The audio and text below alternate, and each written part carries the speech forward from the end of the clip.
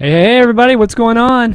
Hope everybody's having a great Thursday. And man, we got a special day planned out for you guys. And it kind of happened spontaneously, but originally, if you guys have been looking at the TL thread, we had GL.Snute and Complexity Sasquatch planned for today for a day show. But unfortunately, Sasquatch could not make this show today, during the daytime because of a clan war that kind of popped up last minute. So instead of canceling with him, I just decided it might be fun to kind of do our first double Pro Corner live show day where we'll do a day show and a night show. So, of course, during the day, we're going to have a GL.Snute, like in here in just a second. Kind of going through Zerg strategies with 3 replays he's brought, one of each matchup too. So we'll get a little bit of everything with him. But tonight, we'll have Complexity Sasquatch on at 11 p.m. Eastern. Instead of the rebroadcast I usually do, we'll have him on live and, kind of do something similar. Actually, he's going to be playing live games and walking us through strategies then. So should be a lot of fun. We're going to be doing 2 giveaways too. And I thought that might be fun too. So today's giveaway is going to be for this Goliathus mouse pad. It's the Speed Edition. Good stuff. The mouse pads are awesome, and Razer mouse pads in particular. I actually use the I used to use the Speed one here, and I actually have the Control one on my other computer. But great mouse pad. So you guys have a chance to win this, and the way you enter it, guys, is you can do one of the following or all the following. Follow me on Twitter, like me on Facebook, and subscribe to my YouTube channel. And all that stuff is, let's see, let me type it. I'm gonna have to type out some of it. It's all on the Reddit thread. If you guys haven't seen the Reddit thread, look for the Pro Corner Reddit thread too. But I'll type it out one time so that you guys will have it at least up front here. And each like, each follow, and each subscribe will and it will give you a chance to win the mouse pad. And at the end, we'll just randomly pick from all the folks that I think I'll have Snoop pick a random number from all the folks that have done all those things, and one person will be the lucky winner. And again, we do these Razer giveaways every week. Razer support sponsors the show, and nice enough to obviously provide gear so I can give away to all you guys. So yeah, kudos to Razer, and kudos for Razer for sponsoring TSM too, just for non StarCraft related things. But yeah, so anyways, we're gonna have Snute on, Norwegian Zerg. He's a fantastic player. I know a lot of you guys have probably seen his stream. He streams quite a bit, plays a lot of playhems, lots of online EU events, but this guy's amazing, and he's great at talking about strategies. So I think this will be a real treat. And it's the first time he's been on Pro Corner. He actually won my Favorites Bracket Series tournament a month ago or 2 months ago. So yeah, this will be his first time on Pro Corner, so it should be fun. So let me get him on right now. And switch him over. Hey, Jens, what's up? Oh, you can't hear me. Hey, Snute, what's up? Yo. Yo. Not much. He's not as convincing as I say when I say yo. So how's it going, buddy? Like, what you been up to? Well, I've been traveling a lot. I was recently to the campus party, and now I'm just back in Sweden, chilling a bit. Played some tournaments, and also yesterday I qualified for Intel Extreme Masters in China. So that's really cool. Awesome. Yeah, that's gonna be. I'm still really tired from the traveling. It's so exhausting. Yeah, I don't know how you guys do it. Like during the summer period, I feel like there's something every week, and I mean it's awesome for you guys, having the ability to compete and possibly make some cash, obviously each week, and obviously see all your fans and everything. But I don't know how you guys do it, man. I think I just take one trip and I'm just like exhausted just from sleeping in hotels and all that stuff. So that's pretty amazing. Especially if you travel abroad, like to the US and back, then you get this really sick jet lag. But yeah, exactly. You get used to it. Do you come over here a lot? I mean, do you come over to the US like for? No, for MLG Summer Arena was my first time. Right, okay. I didn't really get to see a lot, but the view was really awesome from the MLG. Oh yeah, it is. God, they have a great office up there, man. It's pretty badass. But yeah, so how was campus party? I mean, I know obviously a lot of folks during the weekend a lot of folks here at least were watching MLG, but campus party started really early in the week, so obviously that was the only thing going on. So I caught some of the matches, but I have to admit I didn't actually catch the finals or just like the final day. So How'd you end up Yeah, playing during it? it's understandable because the event itself wasn't really promoted that Oh well. my God, it's an It's probably understatement. one of the worst promotion to prize pool Yeah, there yeah. is. But for the players, I think this definitely was one of the best events. Oh, really? Okay. The computers were like really fast, and they had BenQ monitors that I'm a huge fan of. I use one of them myself, so to me it was really close to playing at home, and that made me play so much better, and I felt really comfortable and not as nervous since. Like when I was at MLG Summer Arena, I was really nervous because a lot of people were watching. But for the So players, nobody was watching this tournament, so you weren't nervous. I knew that at some point, like in the finals, obviously a lot of people were watching, and before that too, when I played against House of Ops in the semis. But it was just a really comfortable mood there. So I was able to relax and focus on my game, and it's by far the best LAN tournament. I've been really unsuccessful offline compared to online, so I think it's a trend that's about to turn. So for me, it was a really good event. We were taken care of, and I understand that for the viewers it was a terrible event, but for the players it was really awesome. I don't know if it So I was just have to give them some terrible. credit. Yeah, I mean, the matches I watched weren't terrible by any means, but I mean, it's really It refreshing was to really hear. great games, yeah. Yeah, it's really refreshing to hear that you guys had good computers because I think it was kind of a revelation recently when we had Sase on climbing the ladder, and he was like one of his biggest complaints of tournaments is just that they have such crummy computers at them. So it's kind of refreshing to hear that one of the Yeah. things that stand out to you was that the computers were just really great and probably had zero lag and that type of thing, right? Because of it. Because if you're gonna make 100 links, then you can't deal with 4 FPS. That's just not working. And I make 100 links quite often because I only make links. That's Lings all and I do. Amu, right? Yeah, No, I'm just kidding. all the way. Exactly. But no, that's great. That's great. So you finished four? Wait, would you finish? No, I got second. Oh, you got I was second, eliminated right? by Supernova in the Oh, finals. that's right. Supernova. Where I lost his mech play. Yep, yep. Stupid mech play. It's mech play exactly, which we can talk about a little bit. Obviously, Kalaris messaged me about asking you about the whole corruptor play, and we talked a little bit. But why don't we kind of rehash it a little bit with the viewers and kind of, I guess, what your revelation was recently with that type of supernova style. Well, I realized that when Terran started making so many banshees, like 4 or 5, then and transition into Thors, then the mutas won't really cut it long term. Like maybe you can get a jump on your opponent and kill off a Thor or two, but if he's being careful with his initial marines, if the Terran simply doesn't mess up, you can basically not kill off the Thors and they will reach a really high mass and you won't be able to transition. But if you make some corruptors, you will be able to fend off the banshees, secure additional bases without losing tons of queens, and you will also have something that's useful against the Thors because of the corruption ability. They don't die as fast as mutas, they have longer range, and basically their survivability against the Thors is the most important. So Right. that was basically my revelation after getting my ass kicked by Supernova and also getting my ass kicked in Korea.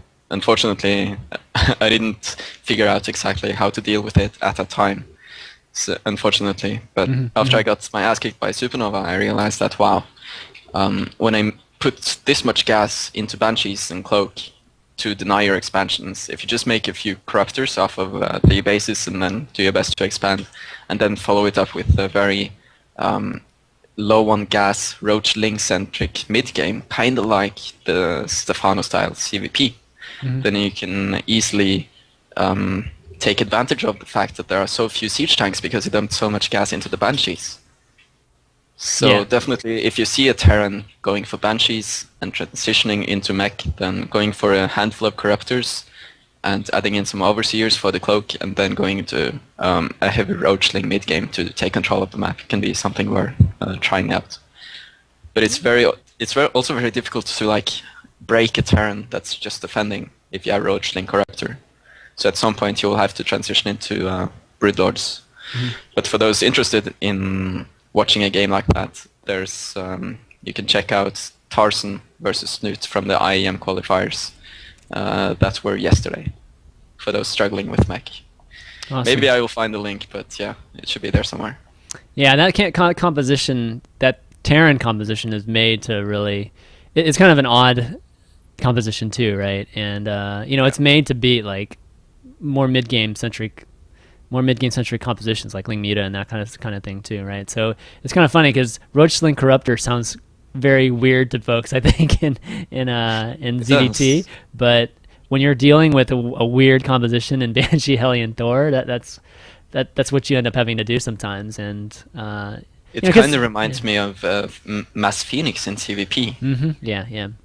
It's like sure you can go Infestors, but it's not like you can make 2 base Muta and expect to win against Forge Fast Expand Phoenix, for example. Mm-hmm. Right. Yeah, I mean, sometimes it's not about streamlining to the most efficient army at the end, right? Like a lot of people, that's what they think about. It's just like, okay, I just got to get to the Broodlord Infestor, you know, Queen army as fast as possible, or just like the most efficient, right? So that's why you build, you know, that's why you only build Lings, where you save your gas for just Infestors and Corruptors. But there's a lot, you know, like this type of composition with Banshee, Hellion, Thor, you have to deal with the, you know, immediately or you lose. So it's kind of a different way of thinking, I guess. Kind of. You can stick on Lings for a short while, but obviously if you get too many blue flames, then you need to do something. Yeah.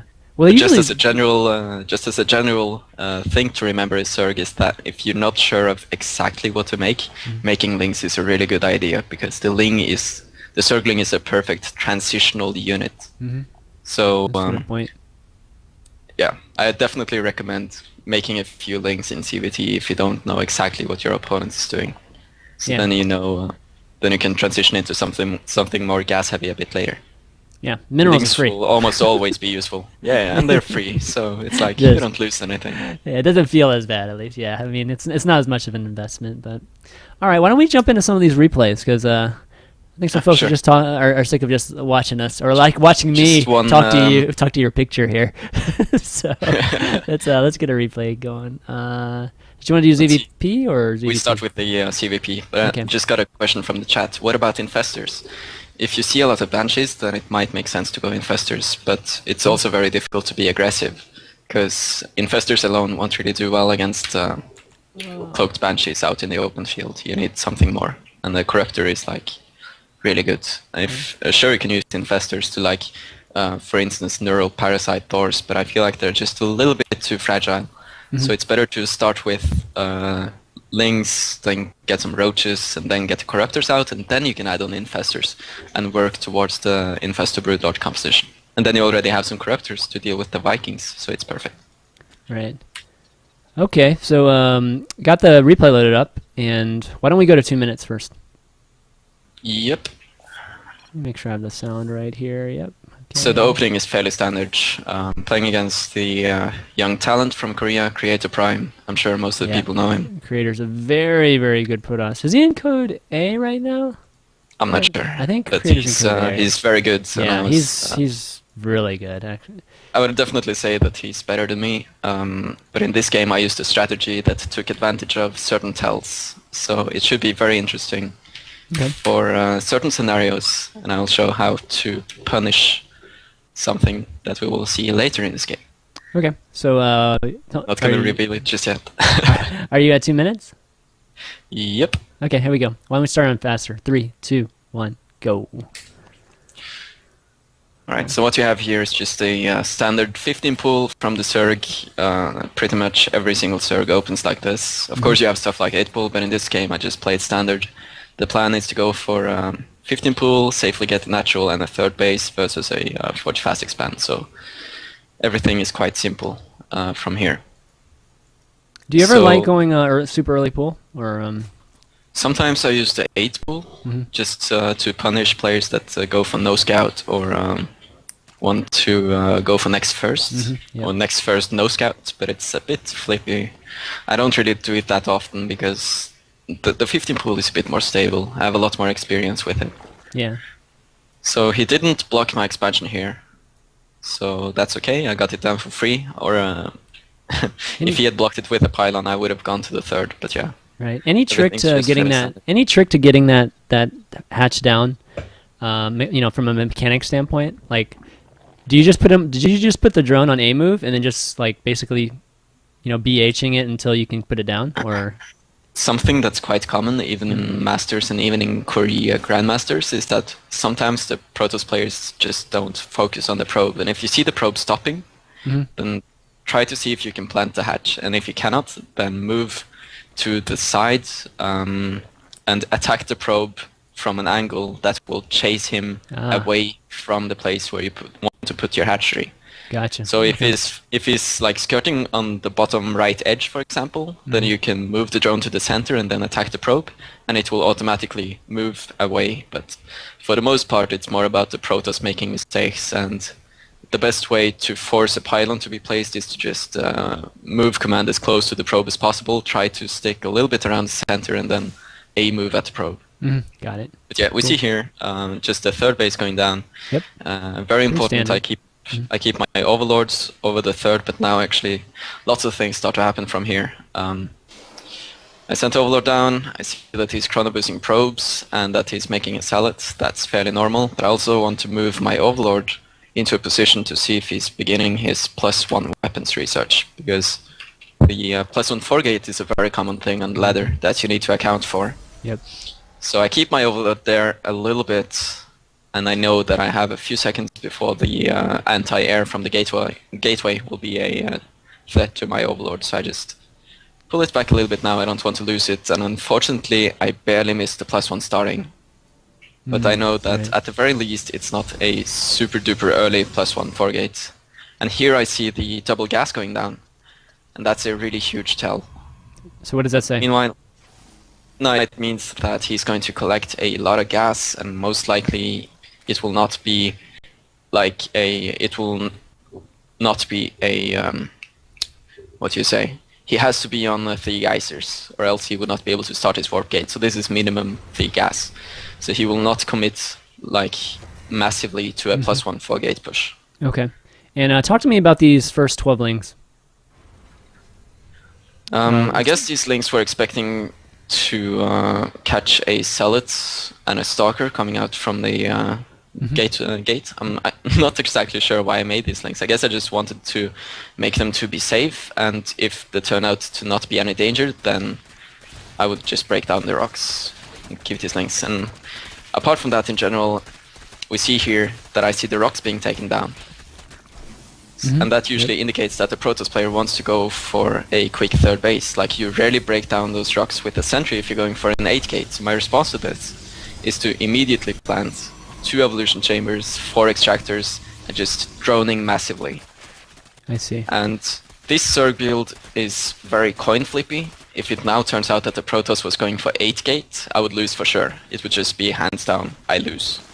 But with this, I assume that he's going to take a third base. It's very risky, but if it turns out that he actually is taking a third base and going for robotics, which is very common after taking a third base, then I will be in a great spot. So we see here I begin pace and the ling upgrades, and the layer is about to complete, at which point I will start my spire, and now I'm on a really strong 6 gas economy, and I just keep on making drones, keep saturating my bases. So the goal here, when you see something like this, is to identify that there is a third base coming, and now I see all the sentries, they kill off my overlord, so now I'm fairly confident that, okay, this is going to be a fast third base. I should have sent in the overlord on the left too, but yeah, I'm pretty sure at this point that there's a third base coming. Okay, and you're going muta here, right? With the this timing of the spire, and obviously no roach warren. Yep. So it's obviously very, very risky. And I'm also planting down 2 macro hatches, and that's in preparation for this huge mid game, which is meant to hard counter a Protoss taking a third base with robotics. You're going muta and you don't even have a single spine. That's the way I roll, man. I just make drones okay. That's awesome. and pray. Okay. And pray. No, but of course, it's super risky, but I also had such strong tells that I could be fairly safe in doing something like this. It's a calculated risk. Yeah, well, I mean, just trusting your instincts is always a good thing to do. You know, if that's what you're banking on, then you have to. One thing to notice here, in my natural, I'm not sure if you saw it, but I saw an observer being chased away by my spore crawlers. Yeah, I saw that. The spores are there to stop some delayed DTs, like third base DT. And I usually build those spores at 8 minutes. Like either you play CVT or CVP, you always want to play with spore crawlers at the 8-minute mark if you don't know what's up against any sort of two-base play. Yeah, that's smart. Never want to just lose outright to DTs. That's the worst feeling in the world. Okay, so I've been running on maximum drones all the time, and now it's time to kick in the mid-game all-in. You know, I like those mid-game snute all in here. So Okay, the 1-1 is complete, and I'm starting the carapace for my mutas just to make them a little bit more durable. The mutas are like the core of your army, you don't really want to lose them. And then I also start my +2 carapace for my links, so they will be a lot more durable against those zealots, and I also start the +2 melee. And at this time I just try prodding, and I see that Creator has blink already, he's in position, so even so, you're still in a good position. You're gathering from 6 extractors, and now it's all about injecting your hatcheries. And you don't really have to commit at this point, since you still have some really strong raids running. Okay, so you're on 5 hatches now. Okay. 5 hatch, yeah. This is the 6 gas 5 hatch mutaling all in. Okay. So I go in here, try to burn some force fields, and the purpose of this push is to snipe as many sentries as possible. Because then you can, obviously, I overcommitted a little bit and lost a few mutas, so that was unfortunate. You really want to be careful with the mutas. But right, so I mean, how important are the mutas? Because I've talked to like Slush before in the past, and he just goes and kills all the sentries with his mutas, and is fine with that. With this all-in, the mutas are the most critical part, and we also see me take down the +3 weapons here. Okay. And the reason why I really wanted to take down that forge was because if he hit that +3 weapons, then my links would be super vulnerable against zealots. I see. Because now I know that he will only have +2, and when I get my +2 carapace for my links, they will still be doing really well against those zealots. So now it's just still the same all-in. Sure, I'm taking my 4th, but knowing me, I'm not gonna make any drones there whatsoever. Well, you now got I'm his, just waiting for you got his more army mutas. split into 2 too, so that's really good for you. That's the power of the mutas. And now he's actually being a little bit careless, trying to move forward to clear out some creep. He saw the 4th base, and what's really good about this 4th base is that people usually make 4th to go up to infest the Broodlord, but with me that's never the case. So this is an overextension that's kind of baited out by the 4th base. So we see I go in here, take out the Colossus and the sentries ASAP. Those are the 2 most important things here. Stalkers can be cleaned up later. So now it's just all about trying to keep the stalker count down, trying to remove Colossus from the field. Colossus are always a high priority, so you want to use your mutas on the Colossus, links on the stalkers, and I'm actually being way too aggressive here. Yeah. So I should have backed off a little bit sooner, but I know that I traded very cost efficiently here, so I can afford to lose a little bit and try to wear down these stalkers. So now the state in this game is basically the same. I'm still on the same all-in, he's still on the same economy, but I've traded way, way, way better. He's lost all of his sentries, they will take forever to replace. He will not get Colossus back. Like he might make some Colossi, but then he will not have sentries. And my links will be very effective. And I also knew that since I removed his forge, there's no chance for him to get a +3 weapons. So this 5 hatchery 6 gas all-in just completely demolishes this early 3rd base from Creator. And it's all thanks to seeing a fast double gas in the expo. Right. And seeing him try to break down the rocks and just making a really good calculated dice roll, basically, based on that information. So that's something you can use if if you have someone, or you meet someone in a playhem or a tournament that you know that they always go for a 3rd base, this really safe conservative play, then you can try using this all-in to break them down. Did the fact that the map was Ohana have anything to do with it? I guess so, because it's not always as easy to identify if the Protoss is going to expand or not. Like I said earlier, if you use this build, then you are at risk to losing to a lot of different Protoss all-ins. I see. So it's more of a hard counter build in certain scenarios. If you can identify that the toss is going to go for a fast 3rd base and that is going for robotics after, then this is the perfect response.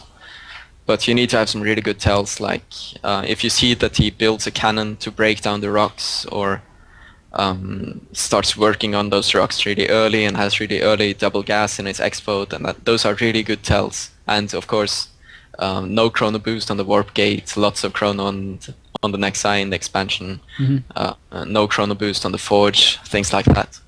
Then you can feel comfortable to try out something like this if you are feeling ballsy enough. It's a gamble, after all. Right. But I mean, but your mindset is basically going into this game, I'd have to say, is that you're set on doing this mid-game all in, right? And it's just unless you see something that just, like unless you see that he's probably going to be doing that 48 push, that you just that's when you switch gears. But up until that point, if you don't see any indicators that make you change that, that's what you've decided from the beginning of the game, right? It's about identifying the weakness, kind of, Right. or identifying the tells that allow you to take a certain risk or eliminate certain possibilities. When I saw him breaking down the rocks, it's more of an assumption thing. I was expecting him, like Protoss players are usually not always that good at hiding what their plan is. Like if you're gonna take an early third, it's not always the best idea to break down the rocks because it might tip you off, and Zerg players, because they play Zerg, will be able to do something like this. I see. But I didn't really take my third, fourth, fifth, and sixth gas until the 7-minute mark, and that was about the same time that I saw that he was breaking down the rocks at the third and that he took double gas. Right. I mean, that was kind of the moment that So- you knew that he wasn't going to be pressuring you really at all. So my point here is that you don't have to do this. If you don't get those tells, you might as well just have continued with a Stefano or sort of type mid-game with the Roach. roaches, lynx, and 3 base infestors. I see. And that would have been safe against a lot of things. But this build is a specific hard counter developed to kill these kind of things. Right. Gotcha. All right. Why don't we kind of pick the next replay to do? I think you want to do ZVT, right? Yeah. But before we do that, I want to let the viewers know what we're doing. We have GL.Snute on today, going over Zerg strategies, and when he's brought replay as one of each matchup to kind of talk and walk us through. And we're talking about things like build, strategy, composition, engagements, and even a little bit of mechanics. And that's what we're going to be doing today. And also we have a giveaway of this Razer Goliathus mouse pad. And the way you enter it, guys, is you follow me on Twitter, twitter.com/ChanmanV, or you can like me on Facebook, facebook.com/ChanmanTV, or you can subscribe to my YouTube channel, youtube.com/ChanmanV. And each of those will enter you into this drawing that we'll do at the end of the show. And there will be somebody that will be sent this awesome Goliathus mousepad. But all right, let's load this replay up. And okay, Daybreak, the classic ZVT map. Yep. All right, so bottom left. Okay, cool. All right, so what kind of style are you going to be playing in this game? In this game, I'm going to use something fairly similar to what I did in the previous game, but it's a little bit more standard. It's a little bit more all around, and yeah. Okay. Where are you at right now? 2 minutes? Yeah, actually, this one's really short. Yeah, we of go course. 2 minutes All my long. games are short. Everybody knows Snute knows what games are. He don't like Brood Lords. No, I don't. I used to play Broodlords a little bit more before, but nowadays I don't really do it anymore, I guess. Mm-hmm. I'm trying though, but I'm just getting crushed. Because people are really good at deflecting the Broodlords like in PvC. But yeah. Yeah, it definitely takes a lot of, it takes the correct timing sometimes, but it also takes like just a lot of control practice to really get crazy good at Need to place those spines. yeah, those spines are huge. So you have to have them, right? You have to have that added supply, basically. But okay, let's start this one up. 3, 2, 1, go. Yep, so fairly standard CVT on Daybreak. This is Loner Prime Wee, for those familiar with him. I think he's a Chinese Terran. Okay. So I encountered him sometime late at night in Korea, and he's going for a fairly standard 1 Rax expand, it seems like. Now I don't really know this right now, but I'm just going for my standard hatch first, sending my first Overlord to his natural to see if there's a 1-rax expand, and I also use a drone scout to see if there's any proxies, checking out the top lane, Okay, and so sending the overlord there. Yeah. so you don't even scout. You don't even scout with that Nah, I drone. never Okay. scout the turns Okay. main. Okay, great. I just don't do it because my only concern is if there's a 2-rax coming or not, or if there's bunker pressure coming or not, because then I need to transfer drones from my main to my natural. Right. And as long as I'm fairly certain that there is no 2-rax coming, I just leave my drones in the main. And if I don't know what the turn is up to, then I always just transfer tons of drones from my main to my natural. But in this case, we see the turn is dropping his CC in the natural. So I know that right now there's not going to be any sort of 2-rax, bunker, SAV, all in, that kind of thing. So I'm just comfortably making my queen droning up and starting to rally drones to my expansion after I have 16 drones in the main. And that's really important. You always want to transfer drones to the natural, or rally drones, I mean, after you hit 16 drones in the main. Yep, it's the most efficient thing to do. So it's going to happen from here. You have a few choices against 1-rax expand. You can go for 4 queens before expand. You can go for 6 queens before expand. You can make spine crawlers. But what I'm going to do here is a really greedy third base at 28 supply. This is like so I take this CVP style third. right here. Yep. Yeah, this is quite a lot like the CVP style, and it has to do with the 1-rax expand. In the current metagame, people almost always go double gas after 1-rax expand for the reactor Hellions. So taking this third base is fairly harmless, and usually if there's massive pressure incoming, you can usually hold it off if you transfer queens from your main and natural to your third base. So what's happening now is I'm just making drones, adding on a few queens. In this game I was actually messing a bit up with my queens. So right now there's no inject, but hey, it doesn't matter, it's Zerg. So just drones. And in the same way as with CVP, in this strategy I'm going to use, it's a bit similar to the one I used in the CVP on Ohana. You take double gas at 6 minutes, just like most people usually do in CVP. And then the long-term plan here is to keep droning up, keep adding on some queens, eventually try to stay safe against the reactor Hellion pressure that's going to come, and then get into a really strong mid-game to finish him off, just like in the previous game. So the extractors are completing, and then I start mining gas, and I also make just a few Zerglings right now in order to be safe against any incoming reactor Hellion pressure, because you need to be safe if they decide to commit with the Hellions, because you always have those aggressive Terrans that like to run their Hellions in to try to roast as many drones as possible. Right. So at the 6:30 mark, you probably want to make just a few links and have some in the natural, some in the third base, like we see here. As you progressively add on queens, so you aim at having about 6 queens and a few links by the 7-minute mark. Right. But the important thing here is the gas. Your first 100 gas goes into metabolic boost, and then you want to place double evolution chamber at 100 gas, just to keep it simple.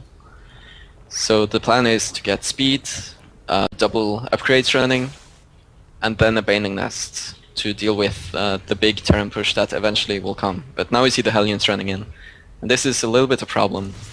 So not committing just yet. Queens at all. Usually you want to keep this one queen in the middle of the ramp, but as you can see here, there's a run by. But this is where the 2 links come in extremely handy. Pull your drones off, and look at how much damage the links are causing. It's like, sure, I lose a few drones, I lose a little bit of mining time, but you can do so much with just 2 queens, drones, and just a small handful of links.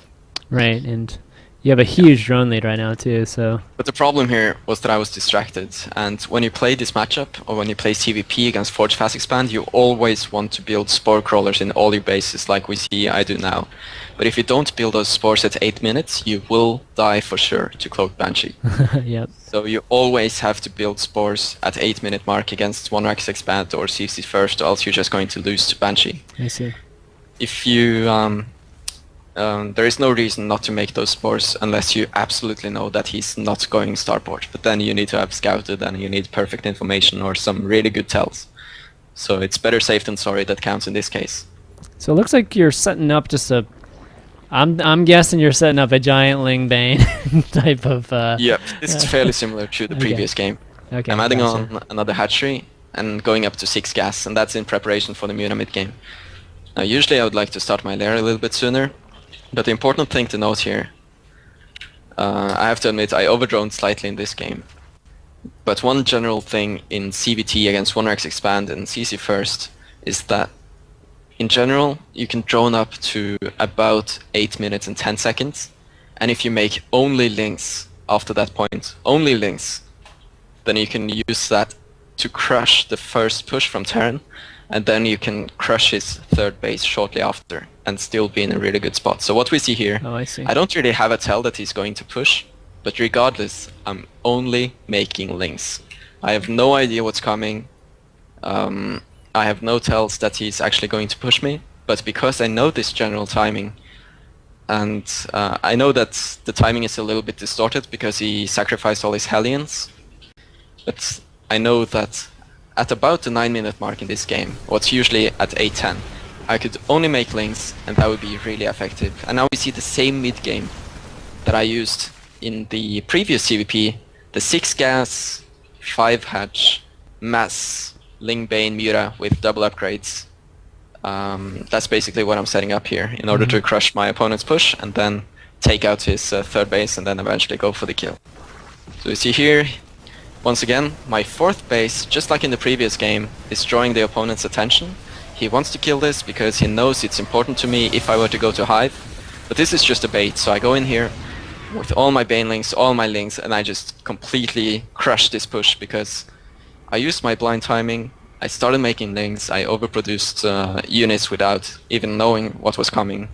And because of it, I now have a huge counterattack force that I can just reinforce with speedlings and be able to press his third. Now I haven't even seen that he's taken a third until now. Now I see, okay, he's got a third. Just run in, surround everything, Right. boom.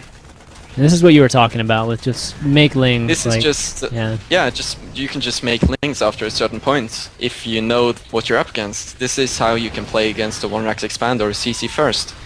You can stop, as long as you stop making drones at a certain point, you don't even have to know what your opponent is doing. You can just make links, wait for him to push, and if he doesn't push, then you can still just attack his third base, and you know it works. And now we see the transition into the Mura mid game. The 2-2 is about to finish. His third has been completely cancelled out, and this is so difficult to stop as Terran. It's like Terrans feel like they have to push after the 9-10 minute mark. They know that if they sit back and the Zerg just goes up to 4 base, they will be in trouble. Right. And because of that, they move out. And this mid-game strategy completely preys on that fact. You can just make units in advance, and when they do push out, you can just crush their army and counterattack. So it's really simple. But the most important thing about this strat is knowing how to survive while you are droning up and defending against those Hellions. So if any of the guys out there want to try out this strategy, the most important thing by far is to do your best to defend against Hellions and Banshees, and transition out and make roaches against stuff like Mass Alliance. But the game from here is pretty simple. You know, I'm on 4 bases. I transferred some drones to my 4th, still running on only 76 drones. I don't really want to be making anymore because it's an all-in after all, mid-game all-in. You don't really need it. You know, you're on 2 base. It's very important to remember that you have, if you are ahead in army, then you can just keep on being ahead in army. It's not like I was behind in economy after shutting down his third. Right. So there's no point for me to go to infest the Broodlord after this. A lot of people when they play think of, you know, the when you're more ahead, or you know, when you're ahead, get more ahead.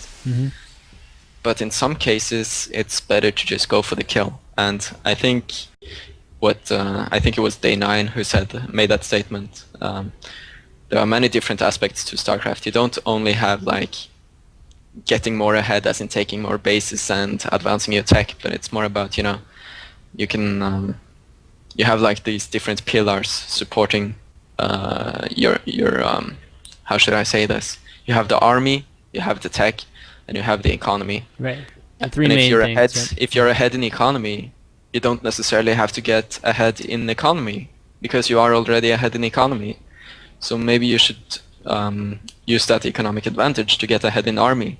And in this game, if you I used my economy to build an army, and then he pushed out to punish my fourth base, which he thought was me trying to increase my economy, but it was a fake. It was just a fake hatch to make him feel like he had to attack or something. And then I got more ahead in army because I crushed his army. So if I'm ahead in army, I just make even more army. And then I used that army advantage to crush his third base, because at that point we were in economic equality. Like he had 3 bases and I was on 4, but we were basically at the same economy. So then I used my army advantage to kill off his third base, and then I was ahead in both economy and army. So then the best thing to do to just press the issue with my mutas and just end the game. So yeah, that's how I play. I don't necessarily have to go to Infestor Broodlord if I know that it's a 1 game. Sometimes the simple is just the best. Just keep on making more units and just go for the kill. So that was my reasoning here in this game. So of course it was my plan from the start, but yeah. Right. Yes. I mean, the only question I would have for you is, I mean, I think what you did there was like perfect too. Especially given he had these timings that were, that kind of 9-minute timing, right? Actually, the 9-minute time's been around forever. So, a lot of people don't do that timing anymore, right? So I guess my question to you is for more of a turtle, more of a turtle Terran that doesn't push out. He might, do the drops, that type of push out, and are obviously open with Hellions to harass. When you don't get a big chunk of army like that and get that lead just like right from the 9-minute mark, and obviously it just kind of snowballed from there, where you take out the third right after. What do you do with that composition? Like, that composition's made to be mobile, made to like catch him out of position, and you know what I mean, like that Ling and Muta. But I can just see a scenario though where, he stays on 2 a little bit longer, then he goes and he just stays at home and establishes his third, and then you have a 3-base Terran, and then maybe he pushes out, and then you guys trade, or you get the better end of that. Like, a lot of folks they're transitioning to Broodlords at that point. So what are you doing? Are you just like, again, just remaxing on Muta, Ling, and Bane again, or that's what I've been doing with a decent level of success on the Korean ladder. Okay, cool. What you can do is the symbol style CVT all in. I remember watching a few games of him, TSL symbol playing in the GSL, where he only took 3 bases, and then he didn't commit as heavily to mutas as I did. But the thing is, when you are on 3 bases with 6 gas like this and 4 to 5 hatcheries, then you can max with a 2-2 upgrade timing. If the Terran is passive, you can identify the passivity after making those preemptive links, and use the existing links for defense while you drone up just a little bit, and then work towards that max and the 2-2 timing with a handful of mutas, and then you can instead of overcommitting to mutas, then you can go for this huge 2-2 speed Bane timing and break into his natural and third at the same time, or wherever you feel that you can attack into. That timing is really fun. That's personally, I do that too, and it's really fun. Once again, it's important to realize that the stuff I use in game is mostly all-ins, and it's not going to work forever, but it works up until a very high level, you could say. Right. If you get an advantage early on somehow, then using an all-in strategy like this to finish it off in the mid-game might be an option. Of course, if you feel like you don't really have a lead, then it's all about finding out which comfort zone in the game works the best for you to actually win games. If you feel like going to Infestor Broodlord is the best option, if nothing's happening, if it's just macro, then go for Infestor Broodlord. Or if you feel like the Ling Muta 2-2 all in, for example, is the best, then you can go for that. But it's important to know that some players are really good at defending, like MVP, and I cannot guarantee that a mid-game play like I am using will work against him. But yeah. I mean, I guess a better question, or a better way to phrase it is, if you have that Muta, Ling, Bane type of army, is it ever worth just trying to bust? Or definitely, it's so much fun. Okay, no, I'm just okay, cool. Yeah, you can try it, of course. It depends on a lot of things. If he's building, if he has a lot of tanks set up, then Probably not. Like you don't want to commit into anything that seems like super defensive. Hmm. But most of the time you can use this force you have to hitting the third base is definitely a critical point here. When you make those links early on, you can use them, like if he's trying to turtle, then you can try using your units to the best of your ability to prevent him from taking more bases. Hmm. You don't Yep. necessarily have to kill him on the spot, but the third base in the current CVT metagame, they usually go for the Hellions, then the Cloak Banshees, and they try to secure the third with a very low amount of Marines and tanks. Right. Yep. If you then use an Overlord, for example, if you take your lair a little bit earlier than I did in this game, you usually want to go for like the speed, the double upgrades, the Baning Nest, and then you want to start the lair. If you start your lair at the timing, you can use an Overlord in the Terran's third base to start dropping creep, Hmm. and that will force, in the opening he only has Hellions and Banshees and they can't hit Overlords unless he makes a Viking, but for the most part, Terrans will fly their orbital down to the third and realize that, oh crap, there's tons of creep here. And then they will send their Marine tank force. And if you somehow killed off the Hellions early on because he overcommitted, because he felt like he had to, because you had too many drones, if he lost his Hellions, then you can use those early preemptive links that you started making after the 8-minute mark. You can use them when you bait out the Marines and tanks when he's trying to secure his third, and you can use them to kill it off and then contain him. If he's just being passive, then you can just contain him, and you can decide for yourself if it's something you want to try and break with Lingbane Mura, or if you're more comfortable going into, for example, like an 8 gas infestor hive end game. The gas count is very crucial here as to what you're actually going to do. If there's any tips, if there's any tip I would give to low-level players out there, it's to not take extractors unless you know why you actually are doing it. Because Yeah. that's a very common No, mistake. that's a good advice. If you're harvesting too much gas, then you will usually find yourself in positions that are kind of awkward because you don't really get a good gas dump until you have the infestation pit. The only thing you can spend gas on is banings, pretty much, to dump it down like really fast. All the other things in the early Zerg game are just really heavy on minerals. Yeah, no, I So think I that's, guess that's really good advice. I mean, just having your kind of thought process or thought flow kind of clear in your head, right, associated with your just when you throw in extractors. I think that's a really that's great what I advice. basically wanted to show here was this can be a very powerful response to a 1-rack expand or a CC first, as long as you can survive against the initial Hellion Banshee pressure. With a decent amount of queens, a few slowlings to keep you safe, maybe a spine or two, and the spore crawlers at the 8-minute mark in every base. If you can get past that stage and you can start powering links from the 8-minute mark, then you will find yourself in a really good position to take down the Terran's third and crush his push, and then maybe even defeat your opponent immediately. Yeah, I mean, This is a really cool mid game to use.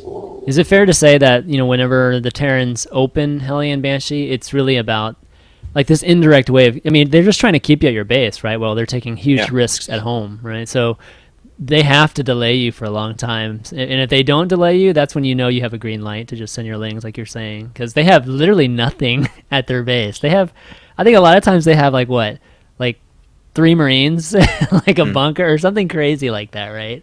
So the big danger here is with this build is the mass reactor Hellion play. yeah, This build that's true. is pretty much an auto loss to mass reactor Hellion. So you need to be really careful with your queen positioning, and as soon as your bending nest is complete, if you don't know what's up, then you probably want to add in a roach warren just to be safe. But for the most part, dealing with Hellions in mass can be a little bit difficult with this, but just as long as you morph banelings as soon as the baning nest is complete, then you should be able to keep those drones alive and be able to transition into something that will be able to deal with the Hellions. So Yeah, that's a topic in itself, I guess. yeah, how many queens do you start out with? Because you were mentioning like your queens weren't like, I guess your queen situation wasn't your normal queen situation. Do you usually go 2 and 2, like back to back, or do you go like staggered 3 and 4? Like you get 2 right off the bat. Do you start the next 2 like basically once the first 2 are done, or? Usually, if I see a 1-rack expand or CC first, I don't really make the third and fourth queen immediately after the first and second one are complete. They complete at the same time, but then I take my third base, and as I take my third base, I add on a second queen in my natural just to spread creep towards my third base. And if there is like this SCV marine bunker pressure that's trying to hit my third, then I use 2 queens. I just transfer them from my natural, maybe even bring one from the main, and I send them down to my third with maybe 2 Zerglings, and that's more than enough to hold off a lot of marine pressure. Right, right. You usually want to have, just like in CVP, if you want to be completely in control of the game, then you should always make 2 Zerglings as you take your third base. That's just a general good thing to remember, that whenever you want to secure a base, you should attack the position of your future base. And you should also send an overlord not only to your third base, but you should also send your overlord past the location of your third base to make sure that there is no bunkers being set up, no cannons being placed down, stuff like that. Okay.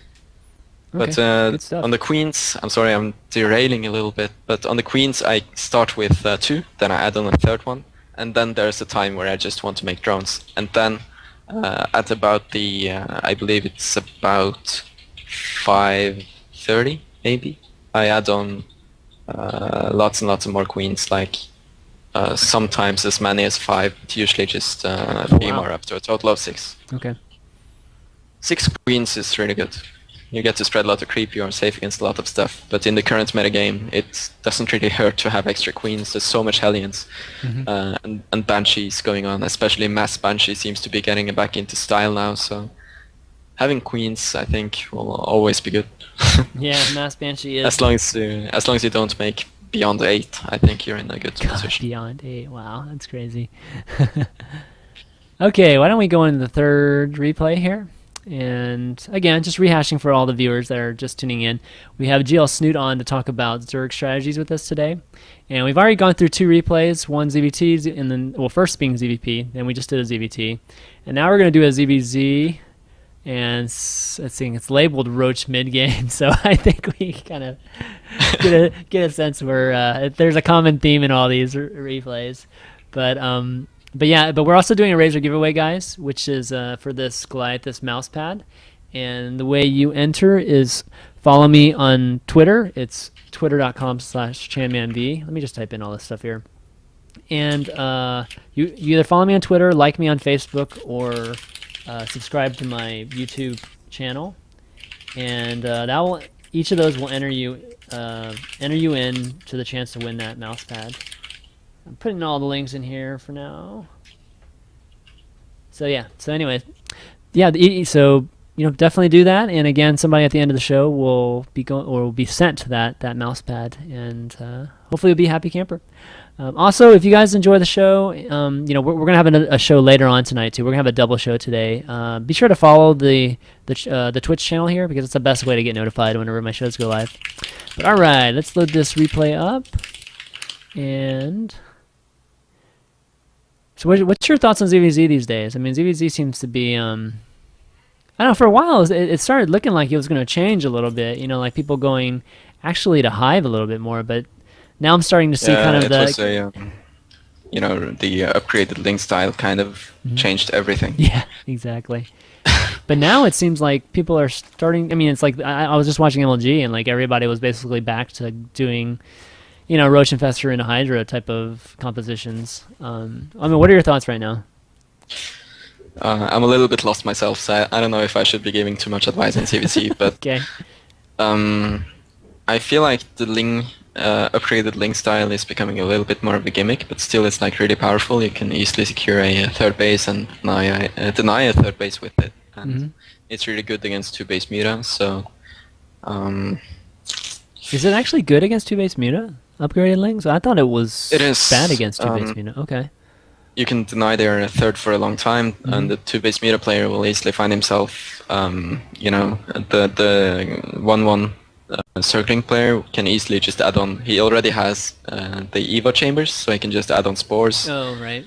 And he will most likely have a third base before you, so he can just survive against the initial mutas, and then since he's been saving lots and lots of gas, he can easily get infestors out, and then you're on sort of 2-base muta, and where do you go from there? You need to go into either upgrades yourself, but then your upgrades will be behind, so should you go infester? So what do? You kind of have to get a third base.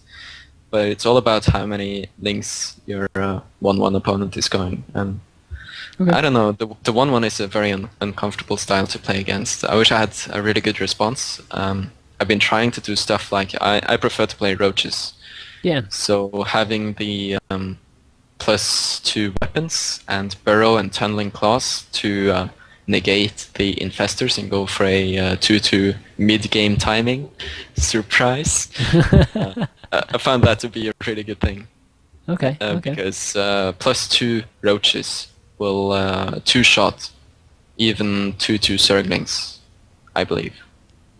Pretty Right. sure. I see. Okay. All right, let's take a look at this. I'm at 2 minutes. Let me know when you are. 12-minute game. It's going to be quick. All right, 3, 2, 1, go. Yep. So the opening I used in this game is a 15 pool. It's an okay build. It works against most things. My opponent is going for a 15 hatch. Now this doesn't really matter all too much in the game, because 15 pool versus 15 hatch is almost always going to end up the same. There are a couple of details that I can talk about. I guess some subtle things going on. Sure. So let's see, he's going for gas before pool. This usually indicates that he's going for some sort of speedling aggression early on, not always.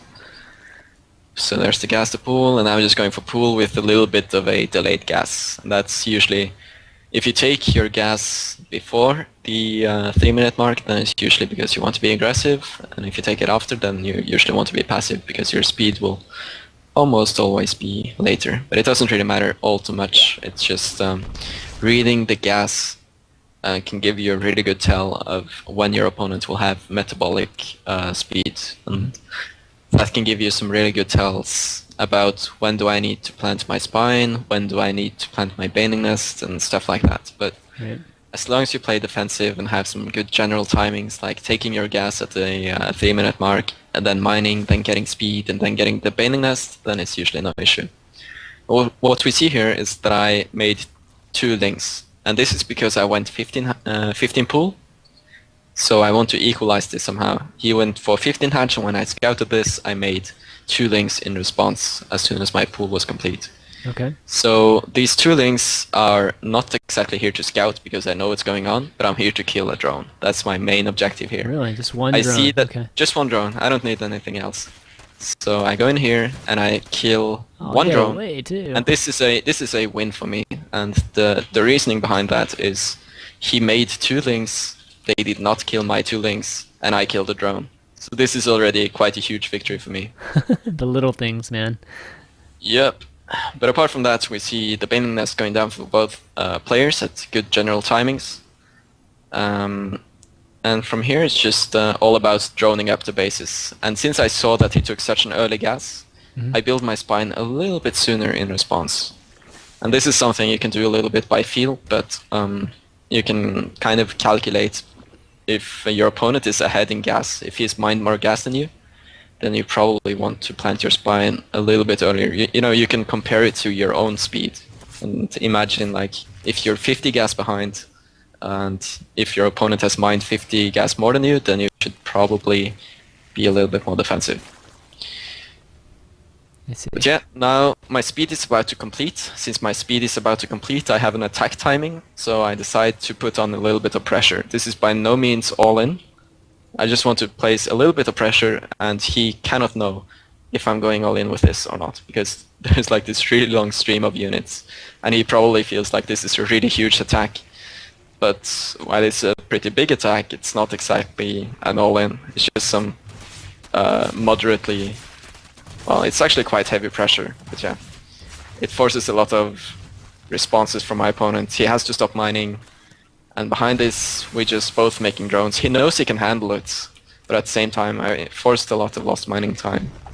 I see. Okay. Then I just pull back and morph more defensive banings and go to lair and evolution chamber at the same time.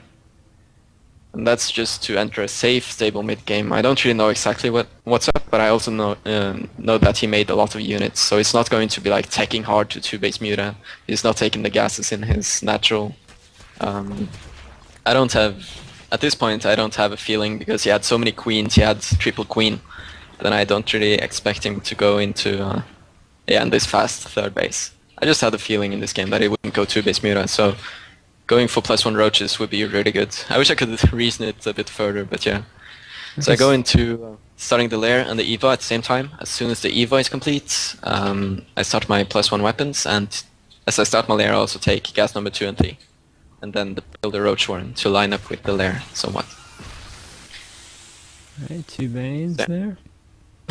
Yeah, but he's taking a really early 3rd, but I know that with the pressure I applied early on, this 3rd should not be, and he made so many units, so he should not be. I don't think he's making this 3rd to drone heavily and take advantage of it. I feel like this is just something he does because his purpose is something else than actually securing this 3rd, so it's kind of a tell that he's not exactly going to saturate this base a whole lot. Really? Just okay. because That's... I don't know. It sounds a bit weird. I guess I don't really know exactly what I'm talking about, but I just knew that this 3rd was a little bit unnaturally early, so I decided to go out and push. And as I push out with this, I'm still running on triple gas, and I take my own expansion behind it. And now I see that, wow, he has a lot of links.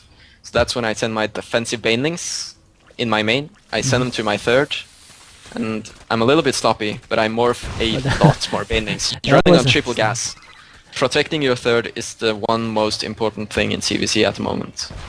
So my defensive banelings, there's plenty of them.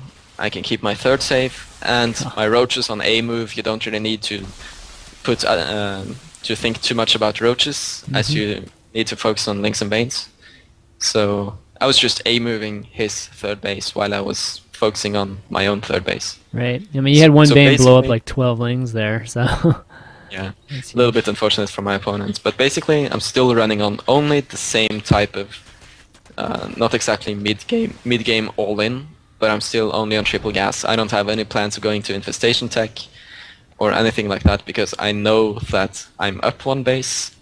So all I have to do right now is to take advantage of my 3rd base by transferring drones over there and droning it up a little bit. Right. This is far from a perfect game from me. I have way too many drones in my main. I should transfer those immediately. Well, he's got a ton of roaches though that just popped. So once again, I deny his 3rd base with my roaches.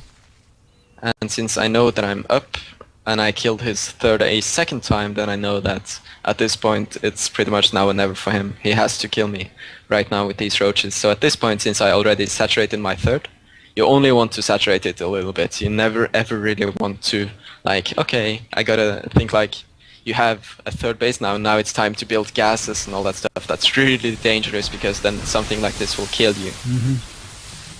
Yeah, ZVZ, you can't just like spend 4 rounds of larva. This goes back to what I was saying about, you know, taking additional extractors. If you see my opponent, he expected his 3rd base to go up. He made the assumption that his 3rd would not die, and then his plan was probably to go into some sort of 6 gas infester mid game, perhaps. Right. But it didn't really go according to plan, and the problem here with this 4 gas build is that at the end of this game he was sitting with 600 gas in the bank, or 550, you know. Yeah. And that's so much mining time that could have been spent on minerals, that could have been you know, put into roaches. And since I'm only running on triple gas, this is a very simple, very safe triple gas mid game where you use your triple gas to safely secure a 3rd base. You use the speed roaches on the offensive. I guess just things in this game happened a little bit faster, you know, it's CVC. But what happened here was that I went for a 2-base timing with +1 weapons and roach speed. and then I followed it up with Zerglings to reinforce my roaches, because I knew that he could have had +1, but making links is just a good thing to reinforce your initial push with. They are cheap, they don't cost gas, and you can use the links that you make as reinforcements to protect your third base. They can get there quickly, they can morph into banelings. So this was basically just a huge push on my opponent's third, reinforced with speedlings, and then I used defensive banelings to protect my third base, and I used the reinforcements that I would have usually sent with my roaches to protect my third base. That's by far the one most important thing in European CVC at the moment, is to protect your third base and do your best to deny your opponent's third base. So much of the game revolves around that simple dance right now. How different do you think the metagames are in like EU versus NA versus Korea right now? I don't know. I don't really play on NA, so I can only speak. Ignoring NA, how different are they? I can only speak about Korea and in Europe. In Korea, there's definitely a lot more build order, like cheese openings. There's also like really aggressive mid-game timings. In Europe, it's a little bit more laid back with a little bit more camping and infested play, but you also have, I don't know, I feel like the European and the Korean scene is quite similar in CVC. Oh, okay. A bit, okay. yeah. That's I don't think there's too much of a difference. Yeah. I mean, I think that, again, I think the theme of a lot of the stuff that you've said, today on the show has been just having purpose to everything you do, especially economically, right? Having a purpose. And especially the extractors, it's really important. In ZVZ, I think the majority of the folks, probably of all the matchups, all the Zergs out there, they probably feel, sometimes directionless when they're playing ZVZ, and unfortunately, that's like the one matchup. Yeah, that's the matchup that you can't be directionless, because you're just gonna die like instantly. A lot of times. So it's kind of interesting. I'm glad you kind of pointed out a lot of the gas things, like the gas timings and when to take the extractors this show. But right now, guys, I think we're going to start some Q&A. So if you guys want, we kind of blew through those replays, but if you guys have questions for Snute and want to call him in, want to talk to him, want to talk to this, the stream chat's been calling your voice really sexy, dude. So if you want to talk to this sexy, this sexy voice here, add me on Skype. My Skype ID is ChanmanV, and I'll pull you on the call. But if you don't have Skype, you can just go ahead and write your your question in stream chat. But while we wait, I just want to remind you guys we're doing a giveaway. It's kind of your last chance to kind of enter in this giveaway for this Razer Goliath mouse pad. And the way you do it is you follow me on Twitter, like me on Facebook, and subscribe to me on my YouTube channel. And all of them are twitter.com/ChanmanV, except for Facebook. Facebook is facebook.com/ChanmanTV. So go ahead and do that, and each of those will enter you into the drawing that we'll do right after Q&A. But come on, nobody's calling. I know Zykos is on this stream chat, and he loves you. So surely you have a question for him, guys. Let's see. How did you get GM so fast in Korea? I just played. I played a lot of games. That's how you get GM. You just grind games, and then eventually, if you win enough, then you get into GM. Here's a question for you. How different do you think, or how much harder do you think it is to get GM in Korea versus EU? It's a little bit more difficult. It's a bit tricky to draw the line like in the top 200, but I feel like top 16 in Europe is about the same as top 50 in Korea. Okay, so it's not that far off, really. No, not exactly. Yeah, that's good. Like I know a lot of people when they're referring to like NA, they're talking about like a full. Oh wait, maybe a full ladder. Maybe top 50 in Korea is a little bit more tough. I actually think it is. Getting into top 50 in Korea seemed quite difficult. I see. Unfortunately, I didn't make it. My peak rank in Korea was just below 50. Oh, okay. And I think I can make it into top 60 in Europe if I play enough games. So I'm not sure, but it's by far the most challenging ladder or server to play on. Yeah, sure. I mean top 50. We were talking about obviously the the top Koreans and their Smurf accounts too. Yeah, wow, so many Smurfs. Exactly. Every So, game is against the barcode. exactly. So top 50 could actually mean like top 30. You know, like the actual Yeah, players. So. of course. All right, Andrew Or maybe top Cruz. 10. Exactly. Uh-oh, Andrew Cruz. Good thing we didn't have Cam here because it screwed up the window. All right, Andrew Cruz calling in. Hey, Andrew, what's up? Hey, how's it going, man? Good, good. Welcome to Pro Corner. Got a question for us? Yeah. I'm a Zerg player myself, and I was just curious, asking a pro like Snoot, what are your plans for Heart of the Swarm? Are you going to immediately get into the beta, just kind of play that, or are you going to stay with Wings of Liberty for a while and stick with the tournament scene for that, or are you going to try to one-up all the other pros and really practice Heart of the Swarm? So. That's a good question. I think I will probably play Wings of Liberty as long as the tournaments are being played. And as the tournaments switch over, I'll probably switch over at the same time. Maybe I will play just a little bit of beta just to check out the new units and stuff. But for the most part, I'm not planning on taking a head start in any way. All right. Yeah, it's going to be Just gonna it's going to follow be the a crazy time. It's going to be really crazy. I think a lot of the matches are going to be pretty bad too during that time. There's going to be all these, you know, Well, you early could always game say all that the ins. matches right now are quite bad, and we're just waiting for the Kespa pros to take over. Well, that's not the case. But whenever Heart of the Swarm comes out and it's not balanced completely, you're going to see like, you know, beta, like I guess resurfaced again, where Yeah, it's like I guess all early true. early timings and stuff. But I think Right. Heart of the Swarm will be actually quite quite a lot better than the beta in Wings of Liberty. I did play a little bit in the beta, and there were like lots of weird things going on. But I feel like with the competitive level in the scene right now, people will find some really good like recipes or really punching styles like the Stefano Max Out or stuff like that, and those will become the trends like really quickly. And yeah, I don't know. We'll see what happens. Only time will tell. okay. I But guess you could personally, always- I'm going to stick to Wings of Liberty. Sounds good. I guess you could always just let other people figure out the metagame, and then you can kind of copy from there. So that's what Kespa Pros did. So thanks, guys. I'll try Thanks, to innovate. guys. I'll try to innovate, of course. Exactly. All right, Andrew. Thanks for the question. No problem. Yeah, let everybody else do the work for you.